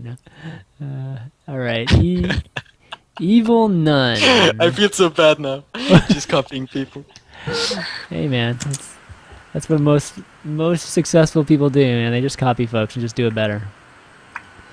Hey, what's up? You there? Hey, I was just wondering, Snoot, how viable do you think Hydras are on ZVP? Obviously, you sort of showed some fairly all-in strats with like 3 base, 5 hatch, mutiling, but what do you think the windows are for Hydras? Because when I play, I find them to be really, really fragile, and I sort of feel like I just, like by maybe 30, 40 seconds, miss the timing when they've got, well, more than one Colossus basically, and it's sort of just over. What do you think the best way to hit Hydra timings are? Huh. That's a good question. It's you need some really good tells, like going Hydras against Stargate. I think if you have to go Hydras, you probably want to do it with if you see multiple things. If you see a Stargate opening combined with a fast third base, that's that's when the Protoss is taking way too many steps far ahead. And if he's not doing something that's way too greedy, then if you don't want to lose to scenarios like Colossus killing all your Hydras and that kind of thing, then you should probably refrain from making Hydras unless you see something that obviously totally indicates that making Hydras is okay. Like for instance, 2 base Stargate into, let's say, Twilight and Templar archives. Like you need to have complete information that there will be no Colossus coming. Because if you are actually going to go Hydras against robotics, you need to be like really precise with your timings, and it's very technical. You need a lot of experience to do it. I don't really do it myself. I feel like it's really risky. But if I see someone going Stargate into a fast third base, then of course maybe I'll try something like really fast Roach Hydra timing, because I know that they're trying to take many steps ahead. Yeah, I always just sort of feel bad when I'm playing, because like most games, it's sort of roach lanes to infester into late game, or maybe mute are going for some base trade. But I always look at hydras and I sort of want to build them, and then I do, and then I just lose. So. Yeah, I usually prefer the mutas for those type of games, but mutas are really fun to play against robotics, and Yes. they kill off the colossi, and then you can transition into something like roach infester. That's a way to go about it, but it's all about getting the tells early on, and with hydras, you don't really want to be making it against some sort of 2-base. So I guess what I'm trying to say here is that the best thing is to use an overseer scout, perhaps. Mm-hmm. And if you have some tells like there is no robotics, and he's maybe already opened Phoenix and you manage to sneak an overseer in or something like that, if you get some really good tells, then you can use a Hydralisk all-in timing, or a timing. Hydras are usually all-in. If you lose all of them, it's usually GG. So just like with the game against Creator, when I saw he was breaking down the rocks, if you can make a guess like that, or if you have some absolute information, then sure, go for Hydras. But in general, it's better not to, I guess. All right, thanks, Evil. Evil Thanks, Nun. Evil Nun. It's gonna be plenty of time for Q&A today, guys. We finished early, so call in. You see, I see your fans are great, man. They all love you. They all call in. This is like I just say Q&A, and about 10 people like add me on Skype. So good stuff. Hi, how do you pronounce your name here? Elleberg. Elleberg. Welcome to Pro Corner. Yeah, thank you. Thanks for the show. I'm really enjoying it. Oh, I'm Thomas from Sweden, by the way. I Awesome. usually hang out in the Snute chat on IRC. Yeah. Amazing. You got a question for cool. Snute? Yeah, actually. So I was thinking about Snute's time in Ministry of Wind in Poland. Can you tell us a little bit about it? Because Sure. it seems like a quite luxurious lifestyle, I guess. Is it? In a way, it's a luxurious lifestyle, but yeah. In a it's way, also... Luxurious. No, but I mean, obviously we live in a really nice place. It's like this very big house, and we have... it's just a really nice house. We have a small gym, and there's this garden where you can chill out and play ping pong, be out in the sun. And it all seems like, a bit of a vacation. We can stay there, and the maid is making food for us, and we don't have to wash our clothes, and everything is, just luxurious and perfect, and we're being spoiled and stuff. But it's actually really tough. You have to wake up early in the morning, and then, and there's obviously stuff like getting ready for, you need to eat breakfast, take a shower, and do all the things you typically would do. And then you just get to practice. And then you play against people in the house. You might have something prepared from the day before that you're going to work on, and it's just really tough. You have to play so many games a day, and it's just non-stop practice for 10, 11, 12 hours straight. And when you go to bed, you think about the game. And even though there's of course breaks, so you can relax and be outside and all that stuff, but it's far from a vacation. That's like the complete opposite. So it's really tough, but it's also enjoyable. Yeah, do they have a set schedule for when you play? Is there a schedule? Yeah. There's like set breakfast and dinner times and stuff. So you want to. It encourages a really strict and solid practice regimen, you could say. Do you like that? I think it was awesome. Because it's very easy to, waste 10 minutes on Team Liquid or waste 5 minutes on Reddit and those kind of things. Definitely. But with a schedule like that and a house like that keeps you, I won't say forces you to play, but you have a goal, and you don't derail from your goals. So I think it's really good for the players there. If there's one thing that's a little bit dangerous, it's exhaustion. Yeah. You need a lot of energy in order to be able to play that much, and I think that's the reason why most people kind of steer away from practicing a lot, because they don't like pushing the limits of, it's a bit difficult to play that much. You have to get used to it. Yeah, of course. So. But Right. that's quite interesting to hear. I'm happy to have gotten Yeah. a proper answer. For the people, if anyone thinks it's if it's a vacation place, then is- that's no, it very would be far from the truth. it It's would really be tough. disappointing if you would have said it was a vacation. Like so. Yeah. Yeah. No, it's nothing like that. It's really tough, but it's also so helpful. I learned so much while staying there, and I improved my game just so much. And yeah, I feel a lot better after my after my stay in the ministry. All right. Thanks, So- Oliver. Yeah, thank you. All right. Thanks. Right. Get some See you, more. man. But yeah, I mean, so with the practice, obviously playing a lot of games, and these team houses are great that way because I think a lot of the players, not everybody, but majority of the players probably need structure. So I think that's why like these schedules are great. But how do you value actually playing? Like playing on the ladders or playing, I guess, some customs versus studying VODs or studying replays. Because I think- that's practice too, right? I mean, Yeah, that's not, you don't have to absolutely. just play, right? Actually, for a lot of players, looking at replays and VODs, obviously there are different aspects to learning how to play StarCraft 2. A lot of it is strategies, builds, and finding like building blocks and mid games and stuff you can implement in your play.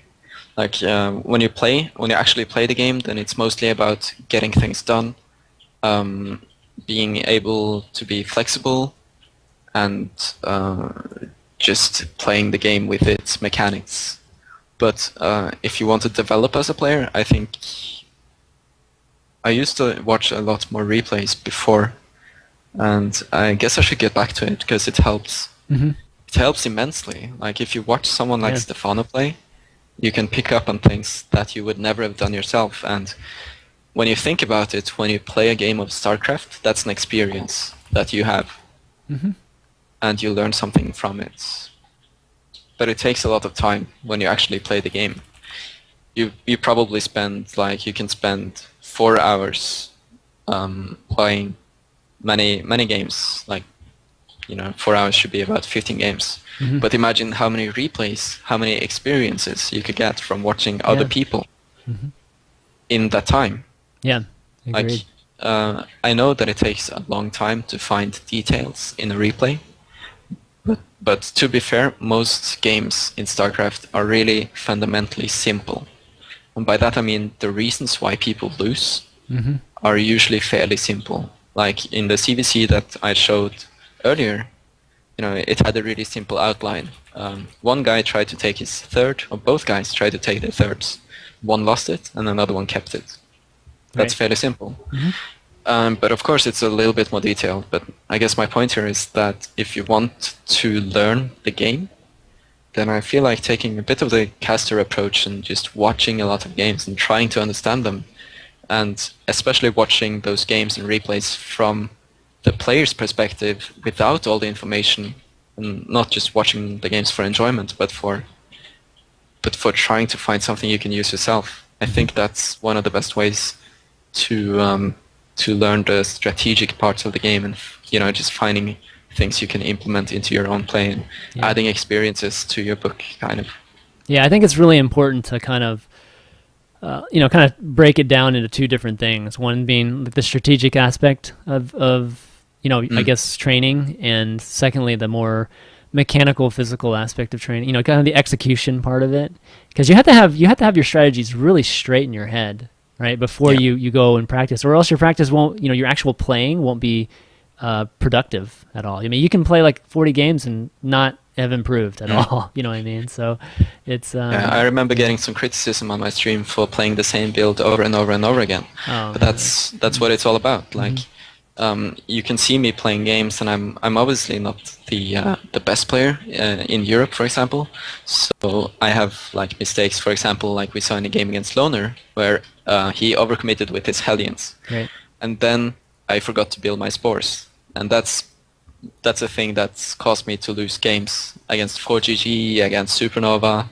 I've lost so many drones to Cloaked Banshees because I was being distracted.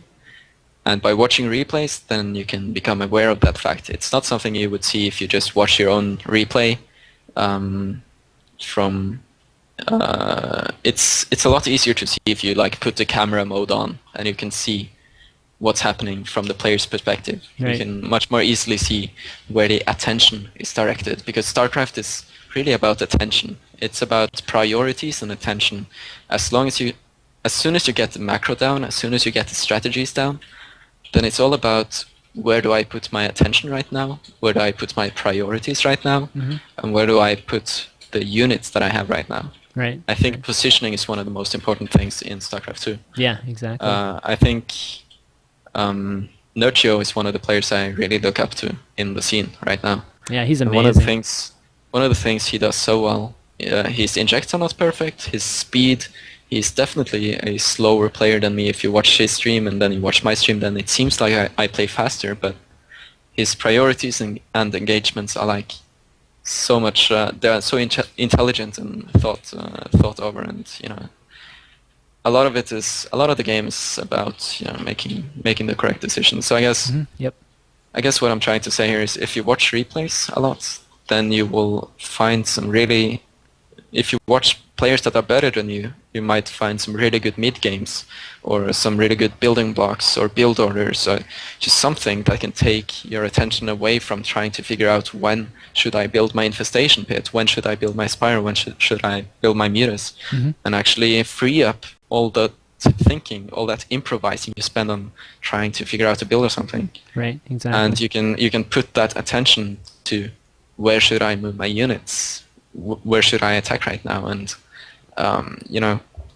kind of spend your thoughts a little bit more wisely. Yeah, sounds good. All right, let's take some more calls here. All right, Fab, liking the profile pic there.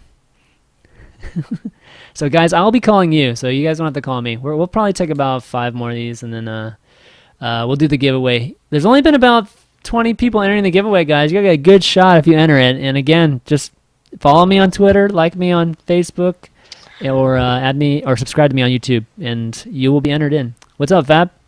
Hello, guys. How are you doing? I'm fine, and you? Good, good. Welcome Good to show, by Brooklyn. the way. Yeah, thank you. Well, Snute, I have some problems in CVP. Well, I'm a High Master in Europe, between High Master and Grandmaster, but I have still some problems against some pushes, like the 3-base Colossi push before Broodlords. What is the best way to defend this, for example? Well, because sometimes I just die against it, and sometimes I hold it off, and yeah. Yeah, I You know tried what I playing mean? high tech. I know exactly what you mean. I played the scenario you described yesterday because I've been trying to learn hive tech lately. But I just died to like 5 Colossus and the Mass Stalker Sentry Ball. And I guess that's why I try to get into stuff like the Mutaling mid game, or try to kill my opponents before that time. What I've seen other players like sort of do is to just use the corruptors and corrupt the Roachling Infestor and maybe some Neuro Parasite. I see sort of getting Neuro Parasite quite often, so that could be something that can help. But in general, the Colossi is outrange nor Parasite, so I know. With Focus Fire, it depends on the skill level of the toss, I think. Because against bad tosses it can work, but against better ones I think it's harder to... Yes. Well, one thing you have to remember though is whenever, well, for one, you can send in units so that the Colossi attack them first, and so like infestors can kind of get in position to end to Neural Parasite, but while they're dealing with the infestors, even if it takes a while for them to deal with the infestors, they're not shooting your Roachling, so your Roachling is crushing stalkers right during that. So that's true. But with force field, it depends. Yeah, I think the position is very important, and yes, you have to have a good unit control. I guess. Definitely have to have top level It's unit all about control. the flanks and your composition and how fast you attack. If you can get the Broodlords out, if the Broodlords are too late, then the Broodlords are too late, and perhaps you should have attacked a little bit sooner. It can be as simple as maybe you took your gases in your 4th base a little bit too late, and therefore your hive or your Broodlords were a bit. You couldn't make as many Broodlords as you needed, or you couldn't get enough. I don't know. I think I'm not the player to ask a question like that because I have the exact same problem as you, and I I steer away from hive tech play. So I think if you have any opportunity at any time to ask Stefano or sort of a question like that, Yep, sort of. then they should be if you study sort of's play, I'm sure he will run into a CVP like that, or maybe you can even find some in his VODs. But sort of Nerchio, Stefano, definitely players you want to look into when it comes to dealing with a situation like that. All right, I will try. Thank you. Actually- Can I ask actually- another? Right. little Sorry, I question? couldn't help, but yeah, sure. No problem. In against Immortal All-In, what's the best way to deal with it if you start with 2 early hatcheries, so 3 hatch play, gasless, and into Roach Link, but what's the key number of drones to really hold the push off and still got a better economy against it? It's Just like really in hard, I think. With Roach Link, you can defend it. I think I always get +1 carapace against zealots, etc. for the links, and about 50 drones, or can I drone up to 60? Or because sometimes it works, sometimes it doesn't. Yeah, I know. I usually stop droning at about the 8 minutes and 10 seconds, so about 8 minutes. I think if you stop at 70 supply, with the drones and the queens, if you don't go any further there, basically if you feel like you're losing, you need to watch the resource collection rate graph after every single game, and you will see how much above the Protoss player your graph goes. There's like 2 graphs that rise, and then the Zerg player will always be on top of the Protoss player in the graph, and you will see a moment where the Protoss player's graph stops. And then you want to go maybe 30% ahead, maybe 35, 40, 45.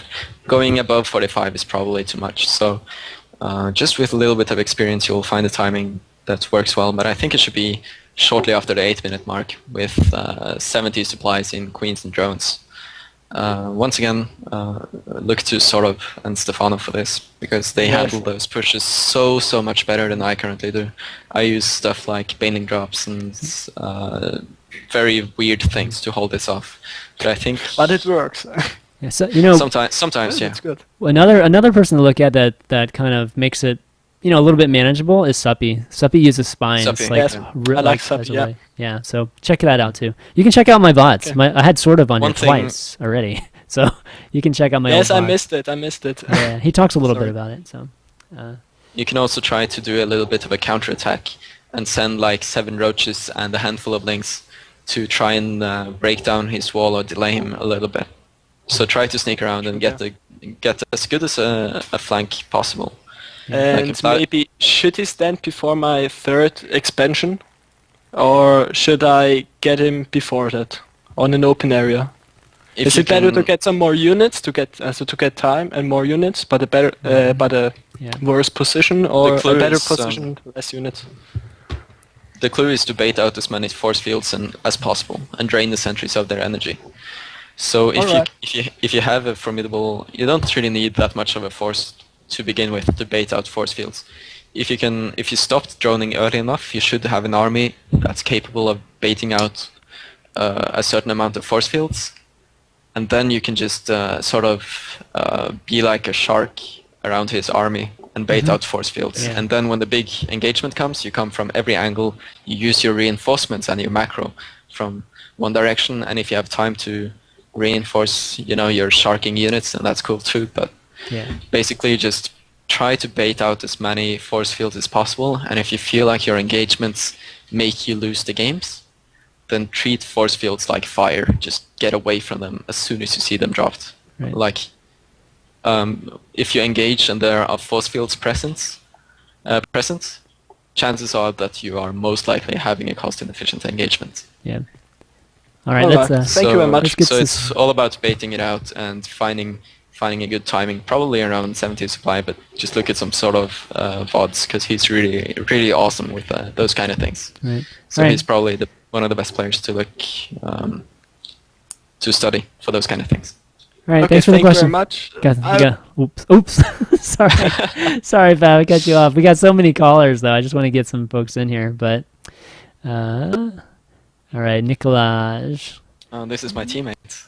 Oh, it is who? Hello. Oh, Nicodemus. What? Let me talk. Oh, Notissimus. Nitissimus, not Nicodemus. Nitissimus. Nice to see you. Hello.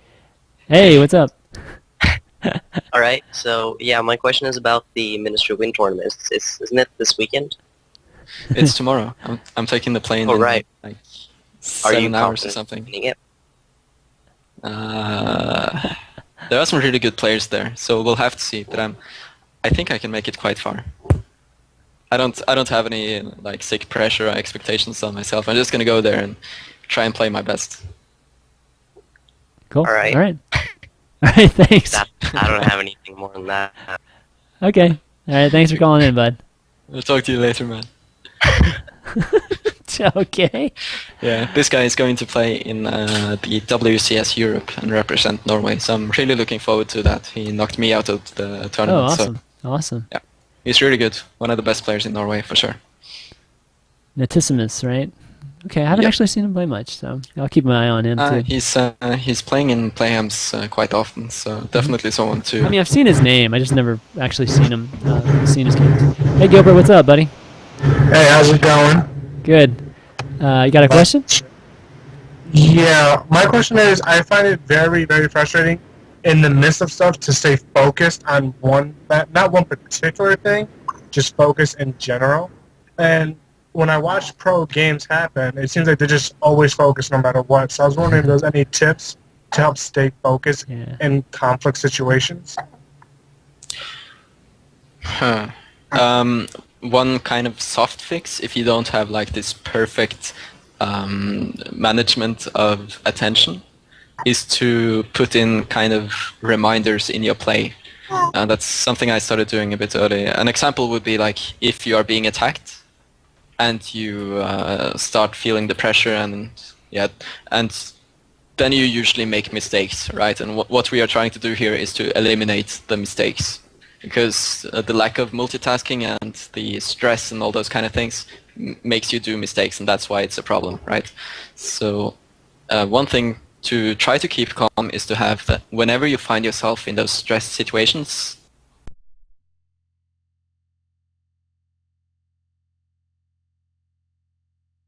playing a game, you can go back, watch the replay, and try to think to yourself, when did I feel stressed when I was playing this game? And then you see what happens. And then you see you see which mistakes you make when you are stressed out.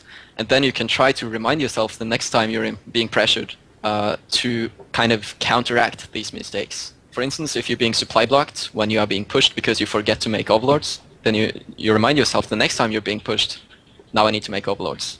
And eventually you will add in more and more rules and reminders to yourself that eventually it will just flow naturally with enough practice. That might help. I don't know if it's working for everyone, but that's a way I remind myself to try and focus on the important things in certain situations where I'm being distracted.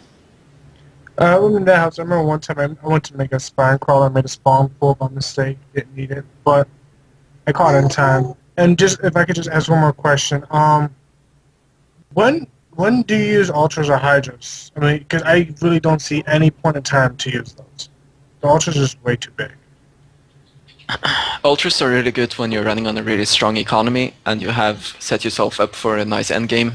By that I mean when you have the upgrades on the way and you have a ton of drones and you're running at something like minimum 4 bases, maybe as much as 10 gas or 8 gas plus, then going for ultras can be a really good option if you somehow...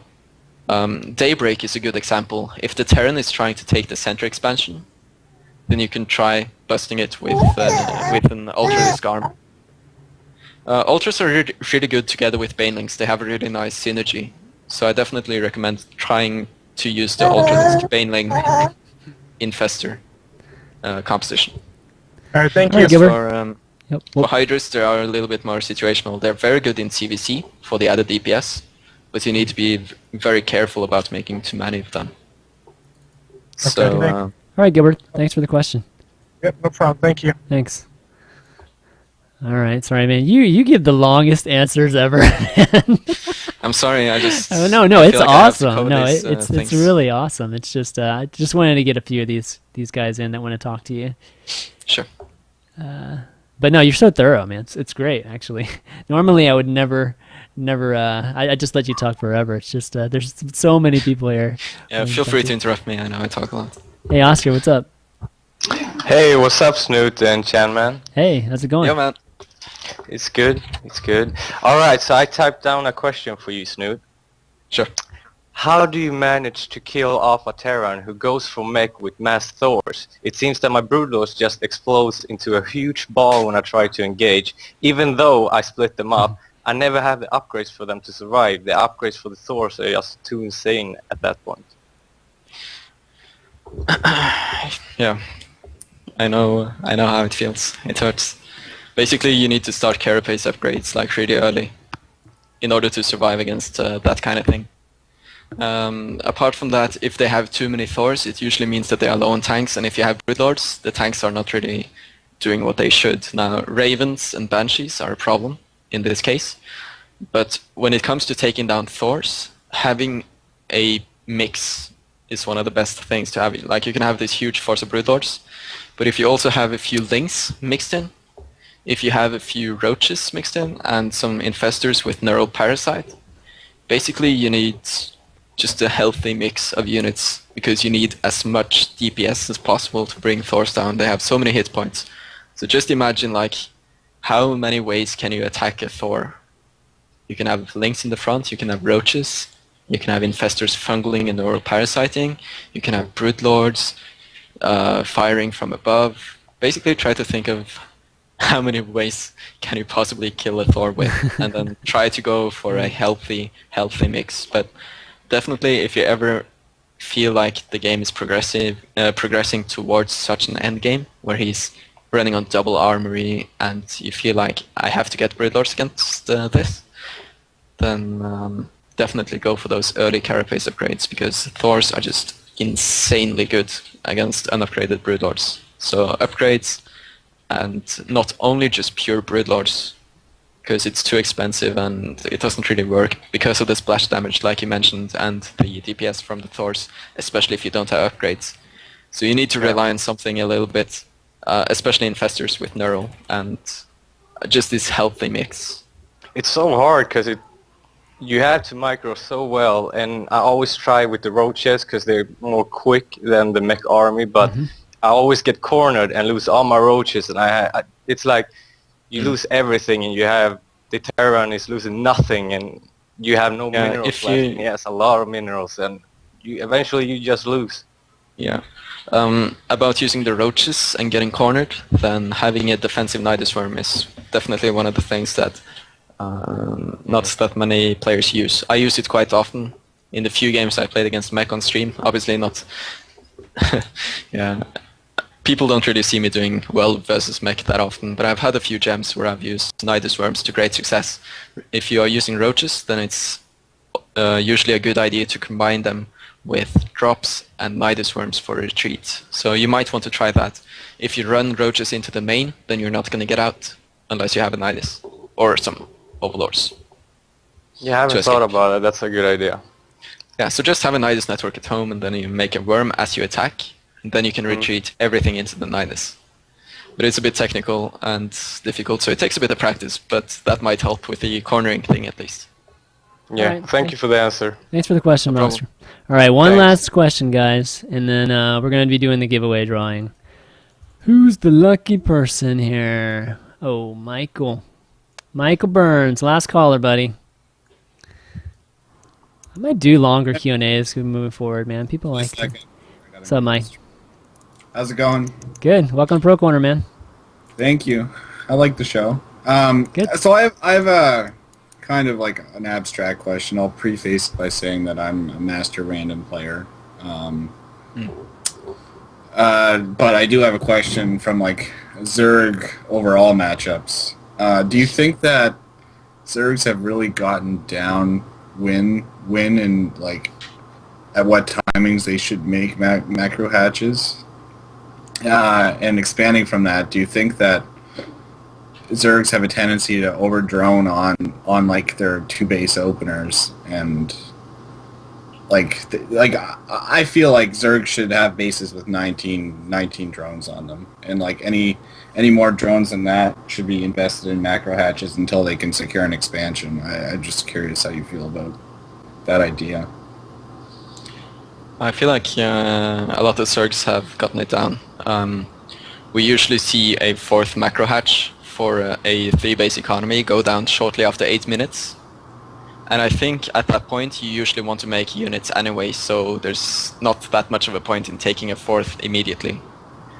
And we usually see a follow-up fourth at like 9:30 maybe, and then a fifth at 11 minutes. And I definitely agree, like, it's very easy to overdrone on those 3 bases, but it also depends on how many geysers you want to have. If you're gonna go for a big roachling max out, then you don't really want to have 72 drones, but if you're going for like 6 gas muta on 5 macro hatches, then you want to have a little bit more drones. But I feel like in traditional CVP and CVT, Zergs definitely have got it down. I don't really see that many Zergs overdroning. Do you feel like Zergs overmake drones? Like, do you think that making drones before you expand to fill an expansion is the proper thing to do, I guess? Not necessarily, but it all depends on what your game plan is, I guess. I guess you do need a certain amount for spines and stuff versus toss, but yeah. Okay. So in that case, if you're gonna camp on 3 bases and make infestors, then sure you can overdrone a little bit. If your plan is to spine and then try to, I don't know. Of course, if you want to go on a offensive to kill a 3rd base, then overdroning on your minerals, having more than 16, is not the thing you want to have. But if your plan is to tech up, then I don't really think it's that much of a bad plan to go up to 20 drones or minerals for a short period of time. Or in CVC, where securing a 4th base can be really difficult sometimes because you have these timings that revolve around 3 base pushes, and then you expand to a 4th behind it. So taking early 4ths sometimes can be like really challenging because you might lose to 3 base all-ins with slightly more than 16 drones or minerals. I don't know. Okay. Okay. All right, Mike. Thanks for the that question. was just sort of like it's a tough question, but I feel like question. Yeah. No, but it's really important, and I think what we're seeing right now in CVP is really good, and also basically the way Stefano plays is quite admirable. The way he makes very few drones and then makes the drones after he's had this huge surge of units. Mm-hmm. Yep. So I think he's a player to look at when it comes to when to stop droning and when to resume to expanding and droning up. Yeah, I mean, there's certain ways to play that work good against certain styles. You know what I mean? Like, just the general concept of just droning up has been, I think, always the Zerg principle, but it's not always right. I mean, look at the way Fitzy plays. He plays completely different than that. And if you don't know what I'm talking about, check that out sometimes. He plays a completely defensive, cost-efficient queen transfuse type of style that's low drones, low economy. So it's like completely backwards than what you think like Zerg should be played. But you should be open to any style, right? That counters whatever your opponent's doing. So that's true. But all right, Mike, thanks, buddy. Okay, thank you. Yep. Okay, guys. Well, that's gonna be it for Q&A. Thanks for everybody for calling in. I mean, that's glad. I'm great to see that you guys you love this guy. I want to ask him as much advice as possible because these guys have so much advice to give to us low-level players. So that's what I want to achieve with the show, and I love seeing it when you folks actually interact with the guests. Okay, Snute. So you're gonna have to help me out with this giveaway. So guys, just for I've been talking about it all show. It's just because my mods just haven't been around today, so I've had to overly talk about it. But we're giving away this Goliathus mouse pad, and big thanks to Razer, obviously, for doing these giveaways every week with all my viewers and supporting the show. But okay, I'm gonna have you pick a random number here, Snute, between 1. Let's see. Hold on, I gotta count this up. I think 1 and 39. So 39 people entered.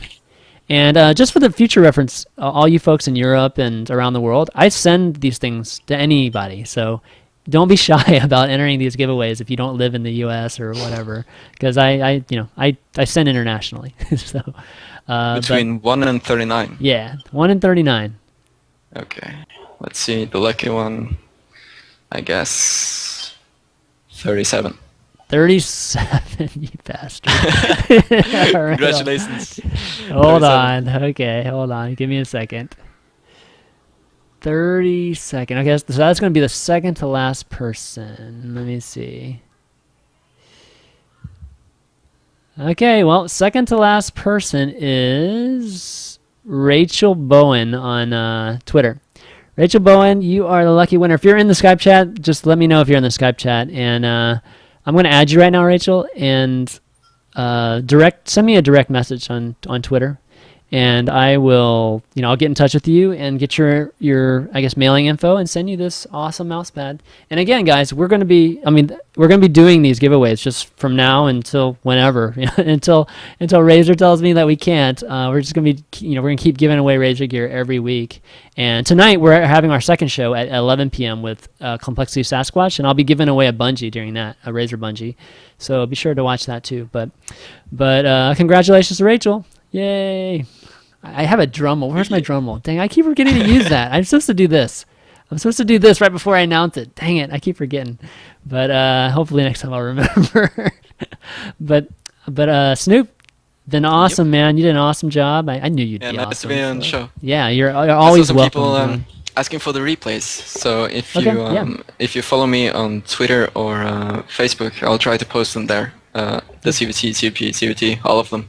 Yeah. And I will also release a replay pack with some select games from Korea and some Europe games a bit later. But that has to be a bit after the Miniature Win tournaments. But you can look forward to that as well. All right, let's type in all your channels in here. Okay, guys, you can follow him on Twitter at this. I mean, his Twitter's on the overlay, but I'll type in the link so you guys can go directly to him too. It's GL.Snute, twitter.com/GL.Snute. He streams all the time. What's your stream? It's twitch.tv/. No, it's an owned. Oh, it's so owned. Ooh, sorry. Owned 3D. But you can just go to Team Liquid and /videos/streams/snute. I always appear in the sidebar on the right. Yeah, it's you can just just go to own TV and search for Snute, and I should be there somewhere. Gamers League Snute.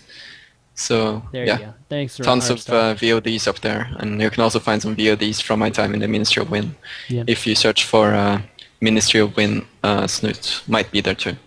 Yeah, follow this guy, and watch him this weekend and support this guy. He's a fantastic player, and I think you deserve some more love in the community. And you're always welcome to be on the show, buddy. And do you have any shout-outs right now? Shout-outs to everyone watching this show, of course, and to my team, Gamers League, my sponsors, Mamus, SteelSeries. Thanks for supporting me, and shout-outs to all the Norwegians. I miss you guys. You're in Sweden right now, right? So. Yeah, I'm in Sweden. Cool. And maybe I'll go back to Poland. Shout-outs to the guys in the Ministry of Win as well. I miss you. Awesome. So yeah, that's it for now. Awesome. But all right, guys. I guess the only shout-outs I have is obviously to Razer for sponsoring the show, and go Razer. And again, Razer just announced that they're sponsoring. It's League of Legends, but they're sponsoring Team Solo Mid, so that's huge news for Razer. So big yay for Razer, I guess. And the VODs for this show will be, I'm going to upload it immediately after this. So they'll probably be up on YouTube. Again, my VODs are all on YouTube. I mean, I've said this this YouTube link a million times today, but they're all on youtube.com/ChanmanV. I mean, this is episode 75, so I have 74 episodes of all the great foreign players. I haven't had a Korean on here yet, but all the great foreign players in our community. So some people were asking about Sort of. Sort of's been here twice. So I mean, you can go look at some of those too to maybe get some advice there too. But the VODs will be up there in probably an hour and a half. Usually takes about that long before they're up. I'll tweet it. I'll put it on the Team Liquid thread and stuff too. But other than that, I just encourage you guys, if you guys enjoy the show, I just encourage you guys to retweet this whenever we go live. And I really want to try to build a bigger viewer base, and it's not for the normal reasons where I'm just trying to make money and all that stuff. It's not about that. It's about just I want to be able to have a good platform to help help bring more publicity to guys like Snute and even guys that are less popular than Snute, and we really need a base viewership for that to happen. So I just want to encourage you guys again, if you enjoy the show. If not, if you don't want to do that, that's not a big deal too. Just glad you enjoy the show. But if you do feel somewhat passionate about the show, I encourage that, and just retweeting and obviously following the Twitch channel and everything, and just helping me promote the show. I really appreciate that. But okay, that's going to be it for Pro Corner, at least until 11 p.m. tonight. We'll see you next time. Peace. All right. See you. Whoa. That's my drum.